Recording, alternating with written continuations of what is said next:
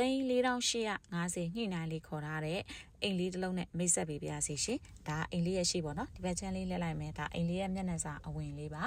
ဒီအိမ်ကလေးကပြင်ဦးလွင်မျိုးအောင်ချမ်းသာကြီးရွာထဲမှာရှိတယ်မန်လေးလာရှိုးပြောင်စုလမ်းမကြီးကနေဝင်လိုက်မယ်ဆိုလို့ရှိရင်2မိနစ်လောက်ဝင်ရတဲ့ကွာဝေးမှာရှိတဲ့အိမ်ကလေးဖြစ်ပါတယ်အိမ်ရှိဆိုလို့ရှိရင်ကားပါကင်ပေါ့နော်ဒီဘက်မှာဆိုရင် flower box ကလေးတွေထားပြီးတော့မှအိမ်ရှိမှာဒီမှာကားပါကင်ကားတစ်စီးရနာလို့ရတယ်ဒီဘက်ချမ်းမှာကားတစ်စီးရနာလို့ရတယ်အဲ့တော့စုစုပေါင်းကားပါကင်ကား2စီးအသာလေးရနာလို့ရတဲ့အိမ်ချန်စီယိုဘက်လည်းမှာပရိဒါစုကြိုးတွေအပြည့်သက်ဆင်ပေးထားပြီးတော့အနီးနားမှာလူနေအင်ဂျီပတ်ဝန်းကျင်နေပြေးဝရှိရဲ့နေရာချန်ကျယ်လေးကမျက်နှာစာက40အနောက်က64ပေအကျယ်ရှိရပေါ့နော်နောက်ပြီးတော့အင်ဂျီက33ပေပတ်လည်ရှိတဲ့ဒီအိမ်ကလေးပါဒါအခုအိမ်ထဲဝင်လာပြီဒါလေးကအိမ်လေးထဲဝင်ချင်းအိမ်လေးထဲဝင်ချင်းမှာဆိုရင်လေသူကဒီဘက်ချမ်းက living room မဲ့ထား shrine room မဲ့ထားလို့ရအောင်လို့ဆိုပြီးတော့မှနေရာလေး spacing နေရာလေးပါတယ်မျက်နှာချင်းဆိုင်ကလည်းအခန်းတစ်ခန်းပါတဲ့အတွက်ကြောင့်မို့လို့living room နဲ့ shrine လေးကိုဒီလိုမျက်နှာချင်းဆိုင်လေးထားပေးရလို့ပြောလို့ရတဲ့အိမ်ကလေးဖြစ်ပါတယ်။ဒါဒီဘက်ဆိုလို့ရှိရင်ဒါ living room လေးပေါ့နော်။ပြီးတော့လေအလင်းရောင်ရရှိအောင်လို့ဆိုပြီးတော့မှ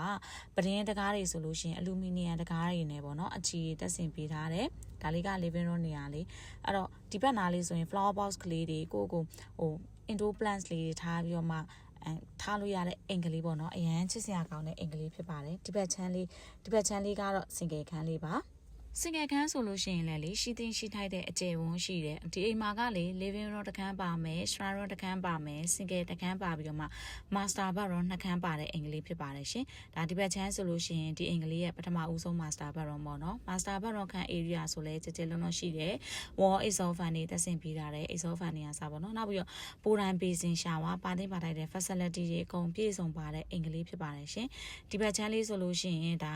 စာကြည့်စပွဲပဲထားဒါမို့လို့ရှင်လည်းဝစ်စားပြီးတော့ပဲထားလို့ရတဲ့နေရာလေးပါတယ်အဲ့ဒီကနေပြီးတော့မှဒီဘက်ကိုသွားမယ်ဆိုရင်မျက်စောင်းထိုးလေးမှာကဒီအိမ်ရဲ့ဒုတိယမြောက် master bedroom ကိုရောက်မှာဖြစ်ပါတယ်ရှင်ဒီအိမ်ကဒီ master bedroom ကတော့ခန်းကျဲပေါ့နော်အခန်း area ကျဲတယ်